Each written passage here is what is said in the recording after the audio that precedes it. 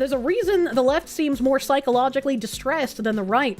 As a therapist, I've seen it firsthand. Only on one side of the divide is emotional pain rewarded or turned into a political weapon. Are we finally getting our Victim Olympics article, like 20 years after they started? In my clinical practice, one pattern has become increasingly difficult to ignore. Among a subset of patients on the political left, hostility toward political opponents goes beyond dislike or even hatred. It sometimes takes the form of moralized fantasies about an opponent's death, disappointment that Donald Trump's shooter did not have better aim, or statements that certain public figures deserve to be eliminated for the greater good. These remarks are rarely presented as literal intent, but they nevertheless offer a revealing glimpse into emotional regulation and psychological well-being. I don't know what he means by these remarks are rarely presented as literal intent. Like, yeah, I don't think anybody's saying that they wish Donald Trump's shooter had better aim or that they're happy that Charlie Kirk died. I don't think they're presenting it as I'm literally going to go out and murder someone, but they are still someone that is reveling in the murder of political opponents because they are weird. What stands out is not only the content of these expressions, but their tone. They're often delivered with intense anger and no shame, as though such thoughts are an understandable or even justified response to the political moment. At no point does the patient see these reactions as excessive or out of control. This is really weird to read, considering we've been dealing with these people on Twitter for many, many years now. This is just like, welcome to the party, man? Like, I'm glad you're catching up? Question mark? We say it all the time, like they just came out and started saying it, like they're saying the quiet part out loud. It's because there's no real pushback for it, right? It's like if they come out and they say like, oh, I wish Donald Trump's shooter didn't miss, I wish he had better aim, nothing happens. That's just normal. They didn't say anything bad. If someone else came out and was just like, wow, this person is really terrible, I hope someone does something about it, typically meaning I hope someone runs against them or I hope they get voted out of office, then they get dogpiled for violent rhetoric and they're like losing opportunities, losing sponsors, losing their job. It's a very, very weird reality to live in. Similar behaviors can be observed in real life, too. I was walking around New York City in the summer after the No Kings protests. I was looking at a heaping high pile of anti-Trump signs, and a woman came up to me and said, "Aren't these great?" My response, I kind of liked some of what Trump has done. Her response was, "Well, fuck you then! You can't agree with anything the Orange Man did, because Orange Man is bad." Conservative patients tend to behave somewhat differently. I routinely hear strong dislike, contempt, and anger toward political leaders they oppose, and it's not uncommon to hear a patient say they disliked President Biden or strongly disagreed with his stance on the border. Many patients viewed Kamala Harris as incompetent and not at all prepared to be president. Some even described her as dumb. Well, that's because she is. Like, I could probably be more eloquent than her, and I'm also kind of retarded. Like, let's be real with ourselves. I was like I would say as well with Biden, when it was very obvious he no longer had his mental faculties, I was like, fucking let grandpa just go home and eat his ice cream, man. Like, we all know you're using him as a fucking puppet, but it's like, let him go home, dude. I wasn't calling for his death. From everyone you've interacted with in your friend circles who are like this, they unironically think it's a matter of life or death for them. They're propagandized to think if their political opponents get in power, they'll be hunted like Anne Frank's. And I think that's it's interesting. I don't know how to explain it, but it's like they have been propagandized to the point where they think that any conservative is going to just find them and kill them in the street. Conservatives aren't doing that. It's people on the left who are doing that. They are the ones perpetuating the violent rhetoric while simultaneously trying to claim that they're in fear for their lives. And so it kind of like achieves a two-pronged thing where anyone who disagrees with them immediately gets painted as an enemy of the entire movement. And when people who are on the right point out, hey, they actually do just want to kill you. They celebrate when the conservatives die. They've elected politicians who just want to kill conservatives and want to see conservative children die. When you point that out, people will try to be like, oh, well, you sound just as crazy as them, and you're going to start saying the same things as them, so we get to discount you and just not listen to anything you say either. That's projection. Oh yeah, they've mastered fucking Darvo, bro. In my experience, this hostility rarely crossed into wishes of annihilation. Political opponents might be seen as wrong, corrupt, or dangerous, but they are still human. From a clinical perspective, that distinction matters. This does not mean one side is virtuous and the other pathological. Psychological distress is universal. What differs is how political cultures shape the way distress is processed, expressed, and rewarded. I definitely wouldn't say that, like, one side is virtuous, because, like, there's definitely bad people on the right as well. But I would absolutely, at this point in time, say that those who are still ardently on the left are pathological. I think enough has happened and enough has passed that can be said. The dynamic is explored in my forthcoming book, Therapy Nation, which examines how clinical language once confined to the consulting room has migrated into everyday life, institutions, and politics. Concepts designed to help individuals regulate emotion are now used to organize collective moral life. When that happens, distress is no longer simply experienced, it is interpreted, performed, and sometimes rewarded. In contemporary progressive culture, psychological vulnerability carries moral weight. To speak in the language of harm is not merely to describe an internal state, but to stake a claim to legitimacy. Pain confers authority. Emotional injury establishes innocence. Politics increasingly borrows from the vocabulary of therapy. Terms such as trauma, safety, triggering, and harm now function as political tools. As these concepts migrate out of the therapy room and into ideology, the definition of injury expands. Ordinary stress becomes damage. Disagreement becomes threat. Discomfort is reframed as injustice. In such an environment, even extreme emotional reactions are treated as not just legitimate, but actively encouraged. Once again, we've been seeing this for a very long time. A very long time. It's kind of weird to read this, like, I should have been reading this article in like 2016, not now. What is this? Institutions reinforce this pattern. Universities, media organizations, and workplaces increasingly normalize self-diagnosis.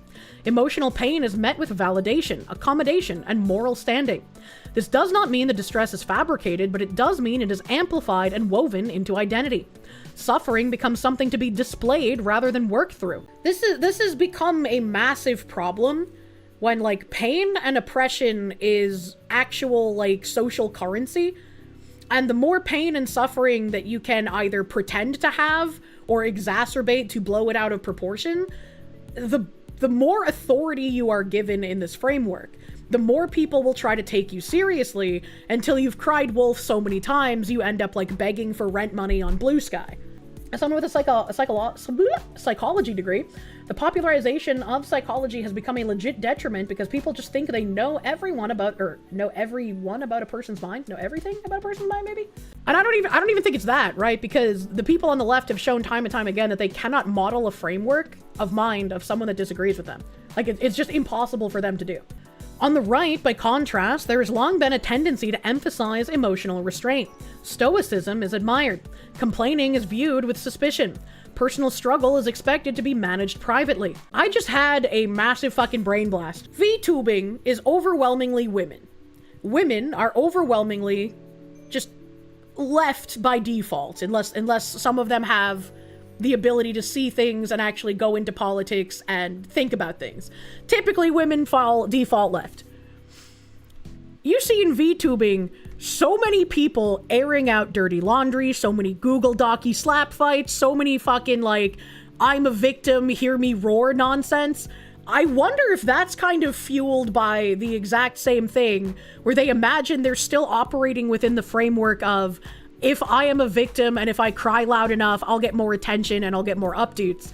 But then they realize they're fighting in a different fucking arena and they are going to be heavily scrutinized by a million fucking autists. I guess, Kirsche, VTubing is high school mean girls. I don't know, I just thought that was interesting when I read that personally. Because, like, my advice has always been, get a group of friends that you can trust that preferably aren't in content creation themselves, and then you can have a trusted group of people to vent things to instead of venting it to all of Twitter and making yourself look like a retard. Tired of the hoes dropping nothing burger Google Docs and crying for donations. That's what they usually mention. They're BIPOC or disabled to their accusation replies or docky header, but no, they do not realize they'll be scrutinized. I was ahead of my time way back in the day when, like, twitlongers were the big thing before Google Dockies became the thing. I did that twitlonger, like, making fun of Pippa sexually assaulting an AI that she created, and, like, some fucking vapid twat was like, oh my god, this wasn't written as a joke. This was written too accurately to like what exactly happened to me. Oh my god, I'm a victim. Anyways, thank you for the follows, and here's my donation link. And literally in the twit longer, I was satirizing the people who did exactly what she did. Man. Man, ahead of my fucking time. Political anger on the right more often appears as cynicism, resentment, or disengagement, rather than vulnerability or victimhood. Many conservative patients view politics as important, but ultimately secondary. Their primary sources of meaning might be family, work, faith, and local responsibility. When elections are lost, they tend to return to careers, marriages, children, and routines. Politics frustrates them, but it does not typically dominate their life. And I think this is a good way to live. Politics should not dominate your life. There are so many more things that you should put time and effort into. Unfortunately, we are living in the bad times, on the precipice of good men needing to get rid of the bad times and make the good times once again.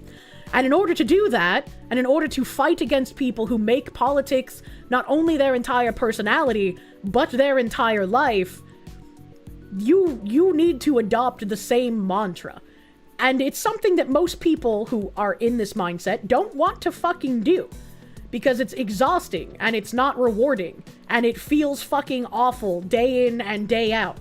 But if you want to enact change, and especially if you want to enact change versus people who want to ruin your entire life and way of living, you gotta put on the suit of armor, brother. On the left, political identity can often become inseparable from selfhood. When politics is experienced as an all-encompassing struggle between good and evil, emotional intensity escalates. Opponents are no longer merely wrong, but dangerous. Disagreement becomes existential threat. Loss becomes catastrophe. Which is, again, a wild thing to have happen. Like, how did they get propagandized to this point where people who are like, yeah, you know, I disagree with you, but like, I just want to keep making my hot dogs over here, bro. Do whatever you want. Just like, don't touch the kids. How did that become, they're gonna kill us? And how did it become that when the left literally cheers for people on the right dying, literally celebrates it, elects politicians that want to do it? How would anyone look at that and be like, yeah, you know, it's just the same thing. It's the two crazy people just saying crazy things. That's why they keep winning. It's kind of exhausting. They're hysterical women. Phoenix DS, thank you. When good men come back around, don't let the weak men rise to ruin the good times. I don't think we'll have to worry about that. I feel like if there were to be any sort of like unfortunate violence happening, the soy men would unironically be the first to go, because the soy men are not going to be able to do much to defend themselves, first off. Second off, like we see, I have that Hunter Avalone, I think is his name, where like that one crazy ex-boyfriend came to like his girlfriend's apartment and tried to barge in, and he was hiding behind his girlfriend. That's what I see every leftist man as. A man who would not only hide behind his woman, but sacrifice his woman so that he may live. That is not a manly thing to do. So I feel like a lot of women would suddenly realize that they're being seen as, basically cannon fodder to protect the soy men and want to get the fuck out real quick. The women made them that way. Now they reap the consequences. Maybe this is my women brain talking, but like I do have ever so slight amount of sympathy for people who are completely propagandized. It's like, you're still causing destruction. You're still a destructive force. You're still, for all intents and purposes, not retarded, but malicious. But you got propagandized to this point. And if I were to like completely uncritically 100% condemn everyone who got propagandized, I feel like that would be not a good thing to do, in my opinion. Because like, no one is immune to propaganda, right? You know, women would have to take accountability for their part. And we all know how women handle accountability. I don't know what that accountability would look like though, right? Because like, you can't just say women wholesale, because there's tons of women who weren't for that. And if people start trying to enact punishment on women who weren't for those things on the left, that's going to be a problem as well. This is where the need for a villain can emerge. Psychological systems under stress seek an external object onto which anxiety and helplessness can be projected. A clearly defined enemy provides emotional coherence. It transforms diffuse distress into focused outrage. In many progressive narratives, there is always a villain and always a victim. Once that framing takes hold, fantasies of punishment or elimination can begin to feel less like aggression and more like justice. Conan, what is best in life? To crush your enemies, see them driven before you, and to hear the lamentation of their women. That is good. None of this is an argument about which side is mentally healthier. I don't think it matters if you say that, because it's very obvious which side is mentally healthier. It is an observation about emotional norms and psychological incentives. Each political culture has its own faults. On the left, the risk is rumination without resolution. When distress becomes identity, growth can feel like betrayal. On the right, the risk is suppression without processing. Pain that is ignored has a habit of resurfacing later. The deeper problem arises when therapeutic language is mistaken for psychological health. Therapy is meant to help individuals move through pain toward greater agency. Politics, by contrast, tends to reward grievance, not growth. When the language of treatment is repurposed for ideological struggle, it often loses its curative function. Validation replaces challenge. Identity replaces growth. The question, then, is whether we are confusing psychological awareness with psychological well-being. A political culture that continually scans for harm will always find it. That may win arguments. It does not build resilient adults, functional institutions, or a stable society. Yeah, completely agree. I mean, we see how dysfunctional anything brought up by these communists are. So I don't know what the plan would be if they ended up winning all of the institutions. Because, like, propaganda forever might sound nice, but, like, what are you gonna build after that, man? Evil cannot build. It can only destroy and corrupt.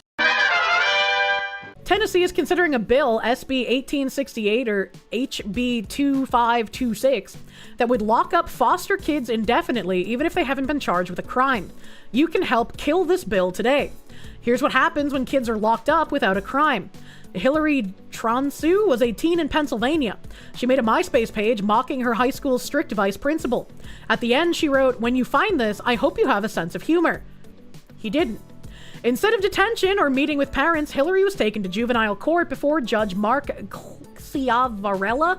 Her hearing lasted about 60 seconds. She was handcuffed there and locked up. Her mother was horrified as Hillary, who had never been in any serious trouble, was treated like a dangerous criminal.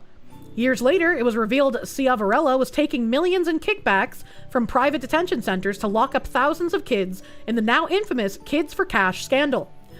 Fortunately for Hillary, she had a loving family and only spent about a month locked up. SB 1868 or HB 2526 would allow Tennessee to detain foster kids, potentially until they are adults, without a charge even being filed, based on predictions about their behavior.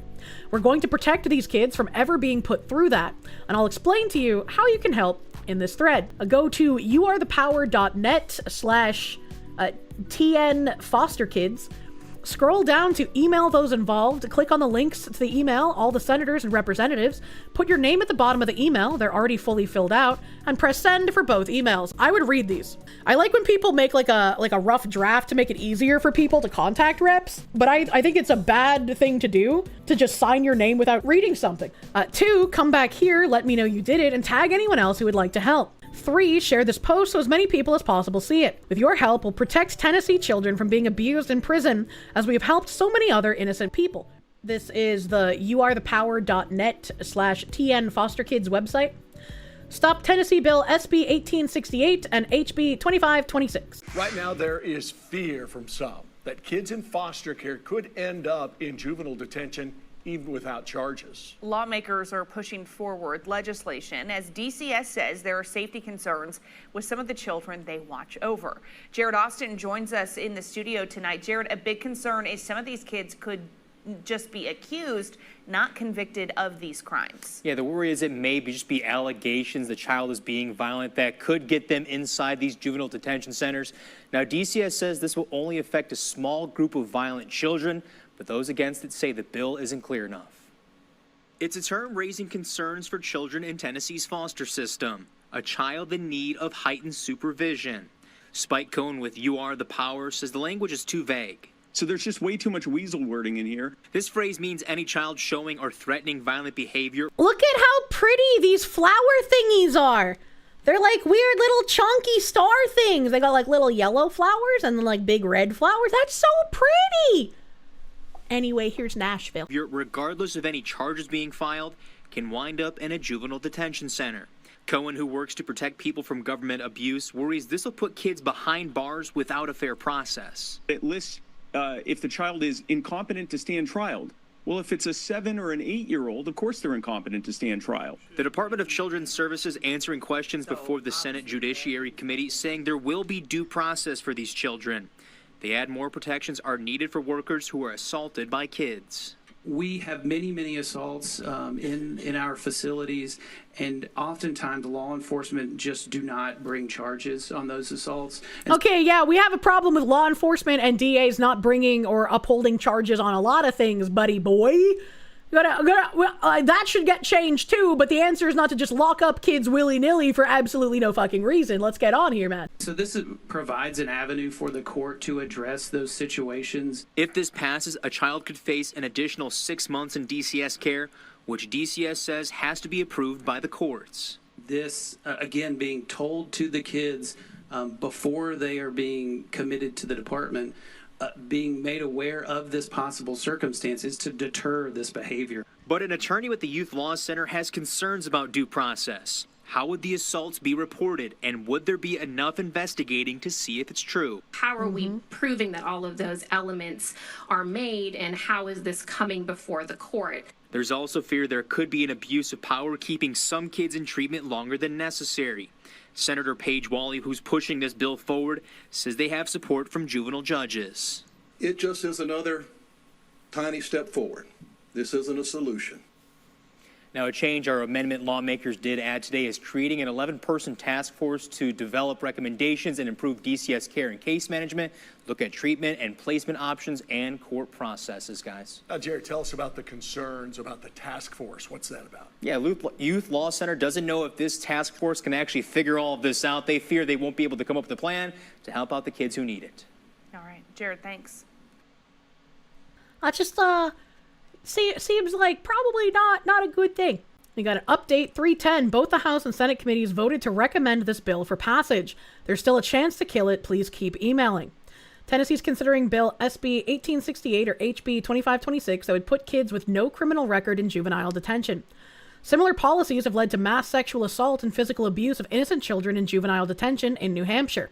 You can help us kill this bill today. And because I had no idea what the fuck they were talking about here, but I reached out to Travis and I was like, What happened in New Hampshire that there was like a big issue with this previously? Clearly that's something he might know, right? Tennessee, like many other states, has so many foster kids that they don't know what to do with them. Many of these kids are being taken from innocent parents because they get federal money for every kid they take. Because of this, they want to label foster children in need of heightened supervision and put in detention with juvenile offenders. New Hampshire did this with the Youth Development Center prison. As a result, over 2,000 foster kids were abused. Holy shit. Imagine the things that can happen to people in prison. That was being done to foster kids who had committed no crime. One child, David Meehan, says he was sexually assaulted and beaten hundreds of times by Youth Development Center staff. He recently won a $38 million lawsuit for it. We're going to stop even a single Tennessee foster child from suffering David's fate. That's crazy. 38 million. I mean, he deserves it, obviously, but like, holy fuck. Your boss fosters kids. She had several threaten to assault her and one that did. You're neither for nor against this without reading the bill yourself. Yeah, that's why I said I don't like how this guy said, you know, he's like, scroll down to email those involved, click on the links of the senators and representatives and put your name at the bottom. They're already fully filled out and press send. I don't like that. I think it's nice to give people like a template, but people should absolutely know what they're saying and what they're signing. Don't just put your name on something without reading both what the email says and the actual bill. As it sounds, as it's being presented, it sounds pretty bad. There could be some subversiveness in here. I don't have the bill on the top of my hands. But I would say if you're in Tennessee, you should probably look into this and see. That sounds like sign this shit and don't think about it. Yeah. Do not just sign shit and not think about it.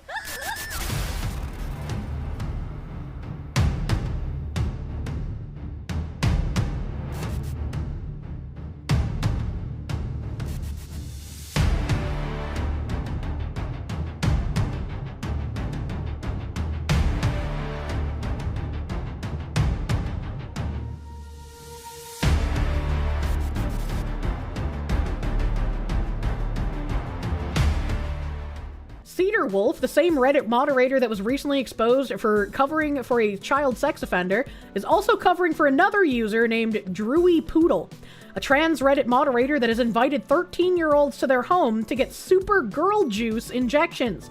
presumably without parental consent. What? What the fuck? Drewy poodle, glitter, spitter, sparkle, farter. Okay.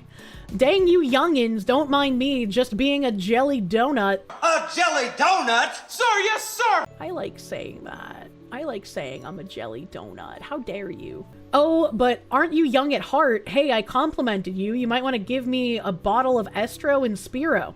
Drewy Poodle responds, LOL, my T levels are through the basement. I don't take any AAs and I do shots. So if you want me to jab you with a very sharp needle and load you up with 2-week supply of super girl juice, then come on over. Lord knows I've given plenty of trans girls plenty of shots from my supply. Someone else responded, I love super girl juice. We're now sisters bound by estrogen or sisterhood or some other feminist drivel.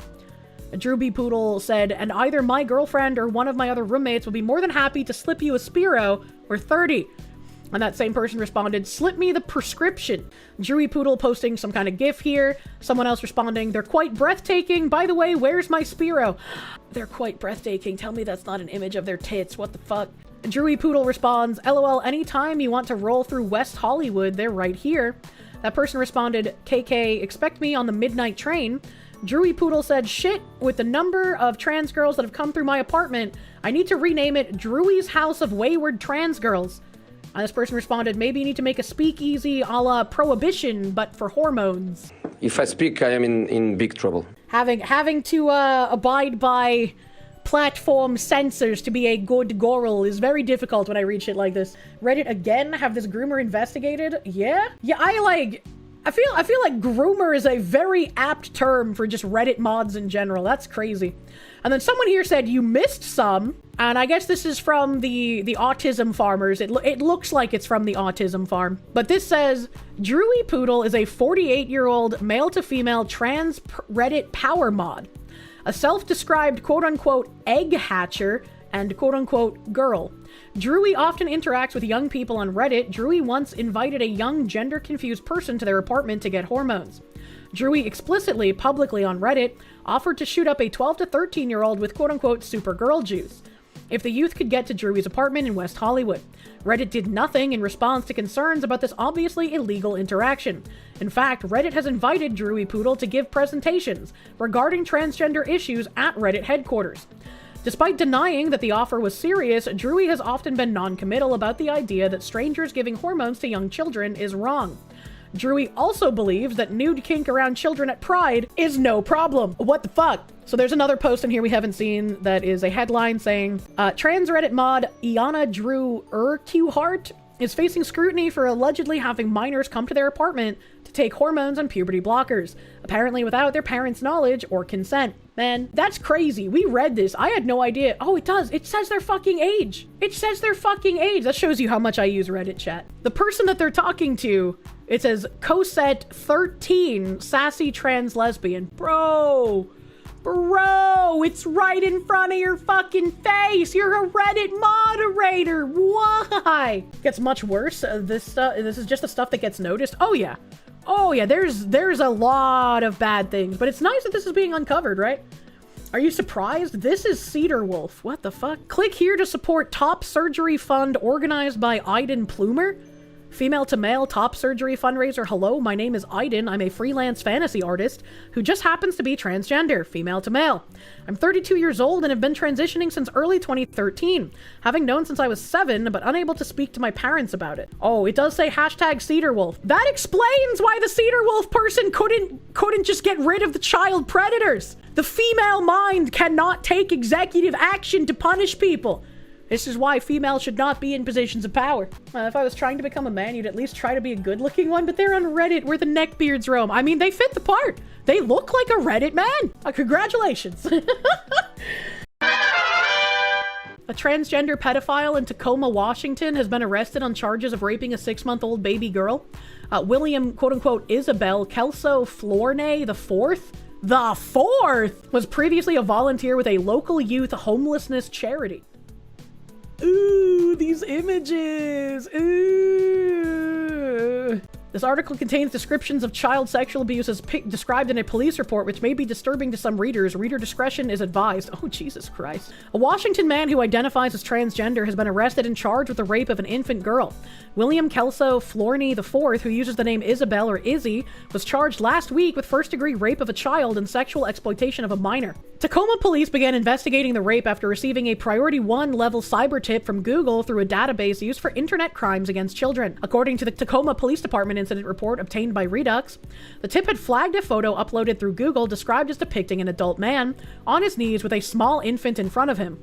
I really don't want to read that next line. How do people become this fucked up, dude? What the fuck? Detectives identified Florney as the male in the photo using both an IP address associated with the cyber tip and by comparing identifying physical features noted from the child sexual abuse image. A detective confirmed that Florney had 2 distinct moles on his hands, which had been clearly visible in the photo. Detectives were quickly able to identify the victim and contacted the victim's parents, who confirmed it was their daughter in the photo. The victim's father told investigators that both he and the child's mother had been working 2 jobs to make ends meet in 2023, when the incident is said to have occurred. He claimed that the struggling family, which was living in a motel at the time, had known Florney well, and had invited him and his partner to move in and help babysit the children while they worked. You know, this kind of reminds me of like how my mom would just constantly have people staying at the house. Like she had zero regard for my brother and I's safety. And so like, because of that connection, I kind of like, what the fuck are you doing? Why are you inviting strangers to fucking live with you while you have kids? What the fuck is wrong with you as parents? The report states the victim's parents had 2 other children whom Florney had access to at the time, and that investigators intended to conduct an interview with their mother to determine if they had been victimized as well. Disturbingly, the Tacoma Police Department incident report also notes that the search of Florney's room found that he was in possession of a baby's binky, a stuffed animal, and a child's character plastic drinking cup. The investigator noted that it appears Florney is interested in infantilism. Every time this comes up, I fucking hate it when adults have a pacifier. I don't care if you're like a VTuber or if you're doing drugs at a rave and you have it between your teeth so you don't grind them. I don't care.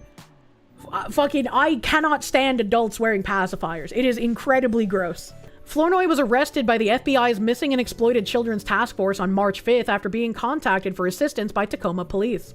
Florney had been living at an assisted living shelter for transient individuals at the time of his arrest. Florney previously volunteered with the Youth Action Board, a youth-led group connected to the Reach Center in Tacoma that provides input on issues affecting young people experiencing homelessness and housing instability. This is like doubly evil, because usually, right, a pedophile is just gonna like try and find any kind of job that they can get to be in contact with children, whether that be at like a school or a church or a zoo or, you know, some place that like children gather, right? This guy not only targeted a job where he would be around children, but he targeted specifically already vulnerable children that would be easier to take advantage of. Like, actually insane how this guy maneuvered. Speaking to the News Tribune, Carlos Garcia, Director of Youth and Young Adult Services at the Reach Center, clarified that Florney was never a staff member and had not been involved with the board since October of 2023. Garcia emphasized that the organization maintains strict safety, reporting, and confidentiality policies, and declined to comment further. Court documents indicate that detectives plan to contact the Reach Center out of concern that there could be additional victims given the defendant's past with involvement in the group. So, I mean, I guess that's at least good that he wasn't a staff member and he was just a basic volunteer. But I wonder how much of this is like clever wordplay, because we saw that with Offkai as well, where they were like, oh, it's just volunteers, not staff. And it's well, all of the staff are also volunteers, and also it was staff, so Would you trust this face? Like, this person just looks like I would cross the street, man. I'm not even his target audience. He wouldn't be interested in me, but I'd be fucking creeped out. Officer Shelby Boyd, a spokesperson for Tacoma Police, told the press that the investigation is ongoing. I spoke with the lead detective, and he's actively investigating the case and continuing to run down all leads, including reviewing locations where the arrestee may have prior history.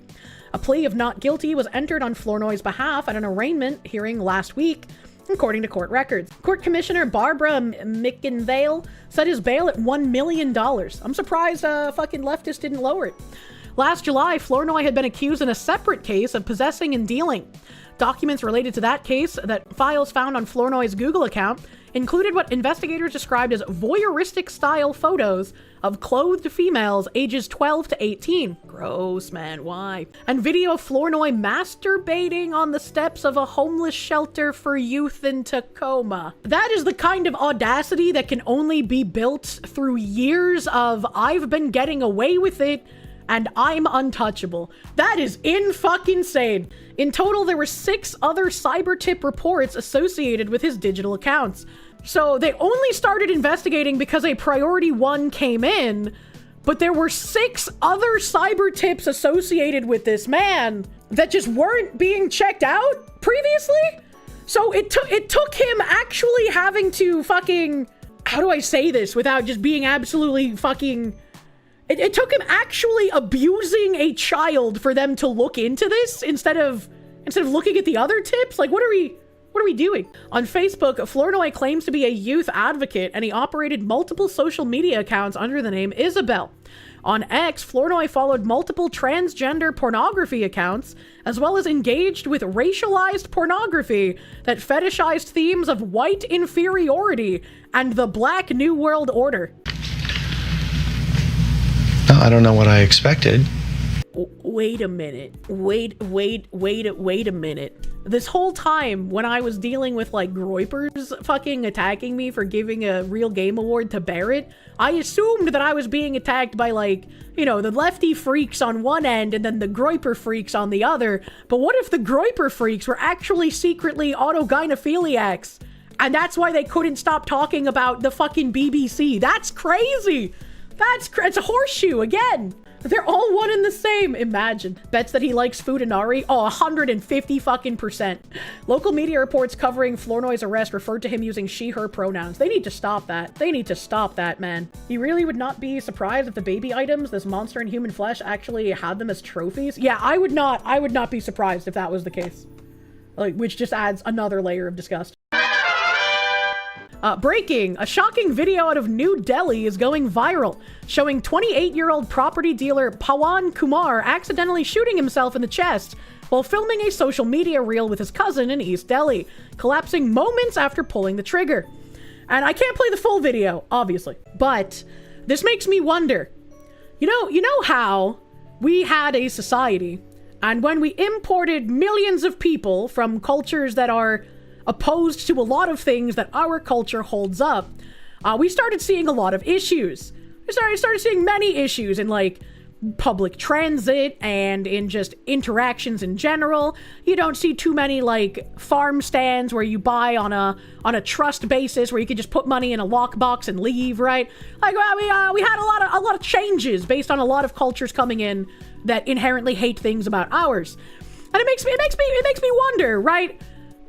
In the gun control debate, are we going to get to a point where there are enough people from cultures that don't handle guns that these people will come to a country where they can acquire firearms but are not responsible enough to be allowed to have firearms, and there will be enough accidental thingies for people to be like, look, we just have all of these people trying to live their lives and they're not compatible with the gun culture that Americans used to have. And because we want to be welcoming to our new diverse Americans, we need to start thinking about getting rid of gun ownership in order to prevent more of these accidents from happening. And I wanted to play at least part of this so you guys could see, because they say accidentally shot himself. I want you to see just how fucking retarded this is. We're already at that point. Look at who's doing all the gun violence. No. There is a difference between purposeful gun violence and whatever the fuck is happening in this video.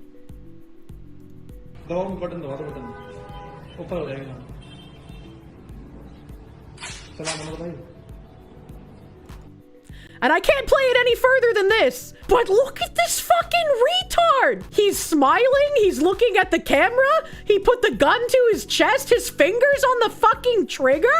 What are you doing? What And so since I can't play the rest of the video, property dealer dies after accidentally shooting self while filming reel in East Delhi. Property dealer. New Delhi, a 28-year-old property dealer died after accidentally shooting himself in the chest while his cousin was filming him loading a pistol for social media in East Delhi's new Ashok Nagar, police said on Tuesday. The deceased had been identified as Pawan Kumar, a property dealer who lived in Dalupura village in East Delhi, they said, adding that he was handling the licensed pistol belonging to his cousin, Himanshu, for the first time. The incident came to light on March 16th after information about a medico-legal case of a gunshot injury was received by the new Ashok, I'm not going to say it again, police station from the Dharamshila hospital in Vasundhara Enclave, they said. There's literally a town called an enclave? Oh shit, this is the juggernaut in invulnerability clout Indians do. It's why they get run over by trains. What the fuck? On reaching the hospital, police found that Pawan Kumar, a resident of Dulapura village, had been admitted there in an unconscious state with a gunshot wound on the left side of his chest. Doctors declared him dead during treatment. According to police, the incident was captured on camera, even though the person filming, Himanshu, appeared unaware of Pawan's intentions. What possible intention could you have for pointing a loaded and cocked gun at your chest with your finger on the trigger? What is happening? 1911, I'm not the SIG P320. What do you mean accident? You're with the other chatter. This was to look tough. It literally backfired on him. If he wanted to look tough, he should have just taken his fucking finger off the trigger. I still would have called him a fucking retard for pointing a loaded and cocked gun at his chest, but at least he'd still be alive. In the video, which has gone viral on social media, Pawan can be seen inserting a magazine into the pistol and loading the weapon, while Himanshu can be heard advising him on handling the firearm and cautioning him against firing it. Moments later, Pawan places the pistol against the left side of his chest, briefly looks towards the camera, smiling, by the way. They didn't say it, but he was smiling, and pulls the trigger. Collapsing on the ground as a shocked Himanshu says, "Ye kya kar diya today?" I don't know what that means. The weapon, along with 10 live cartridges, has been seized, police said. The mobile phone used to record the video has been taken into possession, while relevant exhibits have also been collected from the scene. The body has been shifted to the Lal Bahadur Shastri Hospital for post-mortem examination. Police have registered a case under Section 105 of the BNS and relevant provisions of the Arms Act at the new Ashok police station. Further investigation is underway, police said. It didn't backfire. It worked exactly like it was supposed to. He was just a retard. Like, does this guy get charged as an accessory because it was his gun? Like, how does that work? How does that work? Migrants are to be handed 40% of new homes by 2030. Nearly 4 in 10 new homes built by 2030 will be needed to accommodate migrants arriving in Britain, according to a fresh analysis. The research conducted by the Conservative Party draws on projections from the Office for Budget Responsibility, or OBR's, latest economic and fiscal outlook. According to the OBR, net migration between 2026 and 2030 is expected to reach almost 1.2 million people. Using ONS data on average household size, the Conservatives estimate that this would require around just under 500,000 additional homes for new arrivals alone. Britain is projected to deliver about 1.34 million new homes over the same period. Conservatives say this means 37.1% of all homes built over the next 5 years would be needed to house migrants. By 2030, that proportion is forecast to rise to 39.1%. Government figures also suggest migration-driven demand could increase property prices by around £9,489 per home. Bro. Shadow Home Secretary Chris Phillips said high immigration has real consequences for rents, house prices, and who gets access to the new homes. He added, Labor has opened the door without any plan to deal with the consequences. Meanwhile, Shadow Housing Secretary Sir James Cleverly said Labor can promise a building spree, but the OBR's own figures show more than a third of those homes will be absorbed by migration before local families even get a look in. This is why young people feel permanently locked out and local communities feel under strain. Sir James also pledged to tackle housing demand pressures by abolishing stamp duty and removing illegal migrants within 7 days. They're gonna get the ring, but for deportation! Like the little Japanese girl from the bottom of the well will give him a call and just be like, 7 days, or we'll forcefully take you home. A spokesman for the government said, "We are pulling every lever to build 1.5 million homes, restore the dream of home ownership, and end the housing crisis we inherited. This is alongside the biggest overhaul of Britain's settlement model in 50 years to tackle the unacceptably high levels of net migration in recent years, which under this government is down by nearly 70%. In December, it was revealed that asylum seekers are set to be housed in newly built council homes as a part of the government's push to end the use of migrant hotels. That's because so many people are getting mad. Up to 200 local authorities are reportedly interested in the scheme, while 5 councils, Labour-run Brighton and Hove, Hackney, Peterborough, and Thanet, along with Labour, Liberal, Democrat-run Powys, have confirmed their involvement, according to the iPaper. Shall we, I'm butchering your British names? The pilot programme would provide £100 million in additional funding to build new homes or refurbish derelict properties to house asylum seekers. That's not a good program! What? Some council leaders are said to favor effectively renationalizing asylum accommodation rather than relying on private contractors and welcome the prospect of expanding their housing portfolios. In 2024, more than 1.3 million people were on social housing waiting lists in England, the highest figure since 2014. That's fucking crazy. I really hope that Restore Britain party can get a lot of fucking shit running. Because this is wild to read. Absolutely wild. Ireland's president urges global citizens to acknowledge their shared responsibility to invoke St. Patrick's spirit by standing in solidarity with migrants and to recognize the invaluable contributions they make. No Somalian has ever contributed anything to the United States. I don't know about Britain, but I feel like they could probably say the same. The story of Patrick's life serves as a reminder of the resilience and courage of migrants, the invaluable contributions that they have made and continue to make to the countries they now call home, sometimes even in the face of great adversity. Patrick's story speaks not only to the Ireland of the 5th century, but to the millions still subjected to trafficking, forced labour. You know, it's kind of crazy that the snakes are invoking the name of St. Patrick right now. Like, if I was like fucking in Ireland and was fully Irish, I would be like boiling, bro. And displacement today. As we recall the life of Patrick, we invoke his spirit and acknowledge our shared responsibilities as global citizens. No. We stand in No. You are in Ireland. Ireland is for the Irish. There are no global citizens. Fuck you. Solidarity with those who find themselves in vulnerable and dangerous circumstances. Patrick's story. I like that vase, though. That's a nice vase. With hospitality and kindness to those suffering the consequences of war and displacement, those fleeing their countries because of persecution or violence. Aren't the Irish like the smallest population of people in general on the planet? Like, what is this lady on? That's kind of crazy. There's a lot of Irish that have a hard-on for the so-called Native American oppression. What? I saw this, and because it was posted by somebody named Illuminati Bot, I was like, I don't know if this is real. It says, Angela Merkel admitted she flooded Germany with third world foreigners for the votes, and she said it was to stop the AfD party. So I did look it up, and it is true and real, and the full thing is like an hour and 10 minutes, and obviously in German. So this is a real clip from this speech.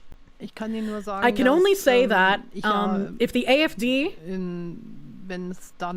had their way, I wouldn't be wanted here either.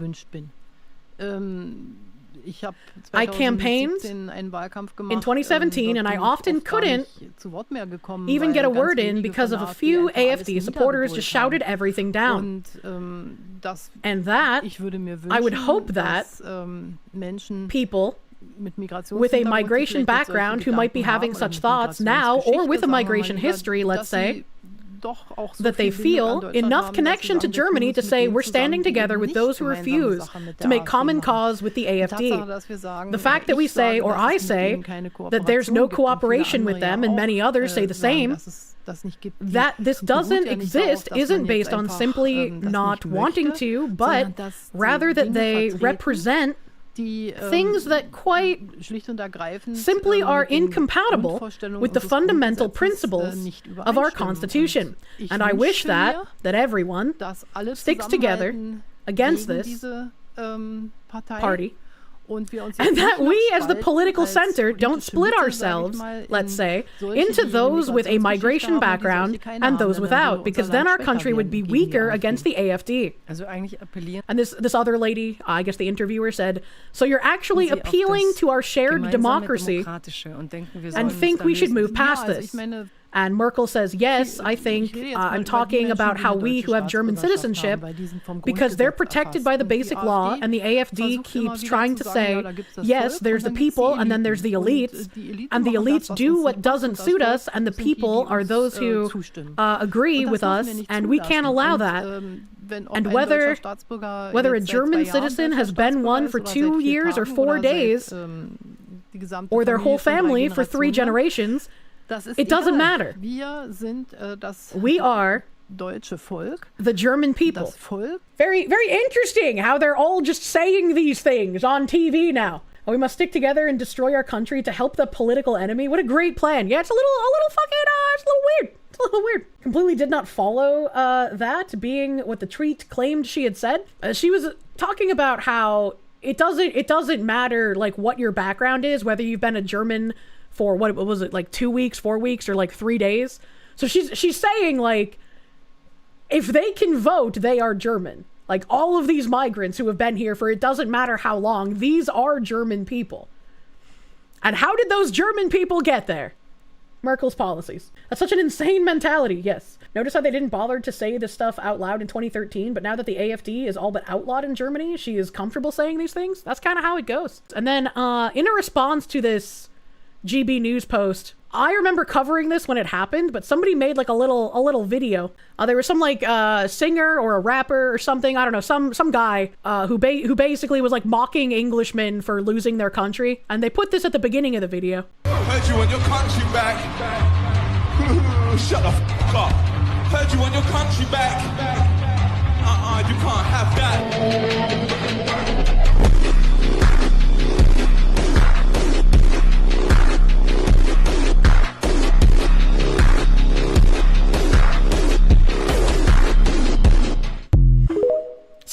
Pretty good response to that British article about how migrants are going to get 40% of the new homes by 2030. And then there was another video put out by Rep. Andy Ogles. Andy being the guy that wants to repeal the Hart-Keller Act. It's time for a major immigration paradigm shift.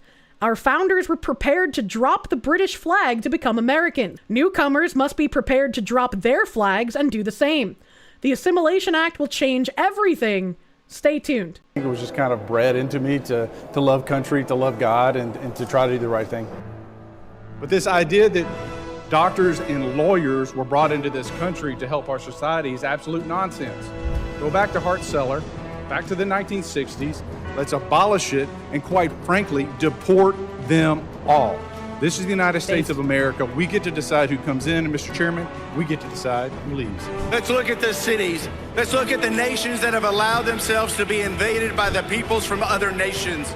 London, migrants, 40% of sex crimes. Paris, migrants, 48% of their crimes. Rome, migrants, 83% of street robberies. Never again will the land of my people fall into enemy hands. That being said, I don't want the Brazilification of America. I want America to be great. This is about America first. We decide who goes in, and we get to decide who has to leave. And I want my country back. And I was like, damn, Andy Ogles seems like a good guy. So immediately after I saw this, the first thing I did was Google if he had kissed the wall, and it turns out he hasn't. So, you know, as long as that doesn't happen, Andy Ogles fucking go off. Pure cinema. Holy shit, what did you just tune into? A repeal the Hart-Keller, long live Columbia. Fucking base, let's go. No fucking way, not a wall kisser? That's my one thing?